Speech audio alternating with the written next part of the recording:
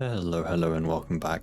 Today I'll be continuing to rate all the rifles from Stalker Anomaly, including the EFP and GAMMA mod pack. This will be the last video of the series and we'll be covering the 7.62x51, 7.62x54 and 12.7x55 rifles. It has been quite an effort to rate every single gun in Stalker, so subscribing to the channel and dropping a like on the video would be greatly appreciated. If you have any questions about the list, feel free to come join me when I'm live on Twitch, link is in the description, or drop a comment down below. 7.62x51 is a very powerful round and can be found on NATO traders. It comes in two variants, FMJ and AP. The FMJ rounds have decent penetration and damage, being able to kill most stalkers in one headshot. The AP rounds are very powerful, being able to kill most exoskeletons in one headshot. The main disadvantage to the ammo is the price being quite expensive. First up is the S.T.A.L.K.E.R. This gun has a great selection of scopes and a good fire rate. The gun is accurate and is overall a good weapon. However, it would be S tier if the magazine is larger than 20, which isn't too small but definitely could be bigger. Also if the gun had less recoil, so the S.T.A.L.K.E.R. will go into A tier. Similar to the S.T.A.L.K.E.R. is the SA58, but this gun is significantly worse. The accuracy isn't bad and the fire rate is good, however it cannot attach any scopes. You are forced to use the iron sights, which I personally don't like. It is even harder to use though, as the recoil is also terrible. This gun will go into D tier. But what makes the SA58 special is the free upgrade kits which you can get. These kits add multiple optics to the weapons. The stats of the upgraded versions are similar to the base SA58. The SA58 Scout adds an ACOG and a 45-degree sight. This gun will go into B tier as the fixed scope is quite rough. The Marauder is probably the best variant and adds a Leopold with a 45-degree sight. This makes the gun act a lot like the S.T.A.L.K.E.R. and will also go into A tier. The last variant is the Defender with an L can and a 45-degree sight. This sight is slightly weaker but is still variable, so will go into A tier. The last SA58 type weapon is the SA58 OSW, and it is the best. It has great accuracy, scopes and fire rate, but also has a 30-round magazine, solving the problem of the SA58. The recoil can be quite hard to manage, but this won't prevent it from being S tier. The G28 is a good gun. It has a great selection of scopes, great accuracy and low recoil. But the main thing holding back this gun is the fact that it's semi-automatic. I know that multiple people have said that a gun being semi-automatic doesn't matter. I kind of agree with that, as in most situations you will be tap firing the weapon in order to land more shots and not to waste ammo. However, in close quarter situations like the Brain Scorcher raid, having a fully automatic weapon can be extremely useful.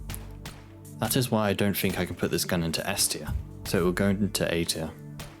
The G3A3 has a decent scope selection and an average fire rate.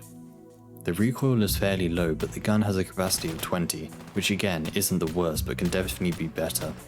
So this gun will go into A tier. Similar to the G3A3 is the G3SG1, but it is significantly worse.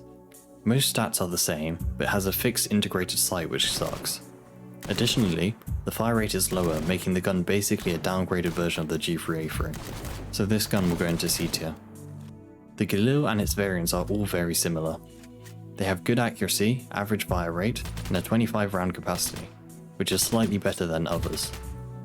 It can attach a scope but only after an upgrade, and even then the sight isn't too good. Without the upgrade it is quite hard to use as the iron sights aren't the best. This gun is very close to A tier, but for these reasons I'll put this gun into B tier. Next is the MK14. This gun is similar to the G28. It has good accuracy, a great selection of sights, and a 20-round magazine. But like the G28, this gun can't go into S tier due to it being only semi-automatic, so it will go into A tier. Staying on the theme of semi-automatic rifles is the RSSAS. This gun is like the MK14 but is slightly more accurate. It still has the 20-round magazine and will still go into A tier. The S.T.A.L.K.E.R and most of its variants are amazing weapons. The main difference between the variants are either the tan or black colouring. They all have good accuracy and great scopes. The fire rate is okay and they even come with a laser. These guns do only have a 20-round magazine, however this is counteracted by the fact that they can attach a grenade launcher, putting these guns into S tier. The two variants which are slightly different are the S.T.A.L.K.E.R Expert Operator and the S.T.A.L.K.E.R Tactical Black. The difference between these two guns is the Tactical Black has no laser, but both of these guns can't attach a grenade launcher, dropping them down into A tier. The last variant of 7.62x51 rifle is the SCAR-H Specialist Operator. This gun is the same as the last two with not being able to attach a grenade launcher. However, this gun has an integrated picture-in-picture scope, which makes the gun very hard to use. For this reason, this gun will go into C tier. 7.62-54 is another powerful round and can be found on Warsaw Pack traders. There are 4 variants of 7.62x54, but the rifles only use 2. They are PP and AP. PP ammo is basically the FMJ type, having decent penetration but not the best. The AP round is very strong, one-shotting most stalkers to the head. Again, this ammo can be quite expensive to buy, especially the AP rounds. First is the PK and PKM, as they are practically identical. Both are from the latest BAS update, however. These guns have decent fire rate, low recoil, but the main issue is them not having any sights. The iron sights aren't that bad, but aren't great.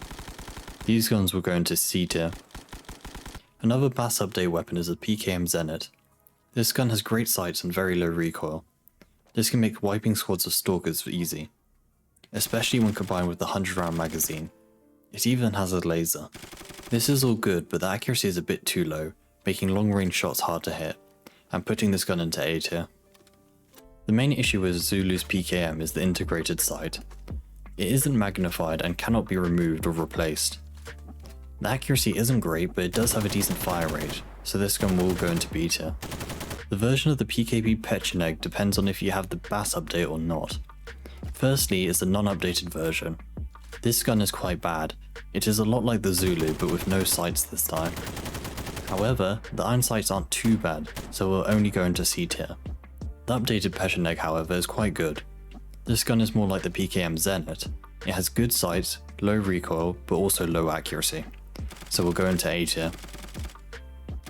Last 7.62x54 rifle is the PKM Shorty and PKP Pecheneg Tactical from the BAS update. These guns are very similar and are like the PKM Zenit again. The Shorty has a slightly higher fire rate, but both these guns still won't go into S tier due to the low accuracy, so we'll go into A tier. Last caliber is 12.7x55.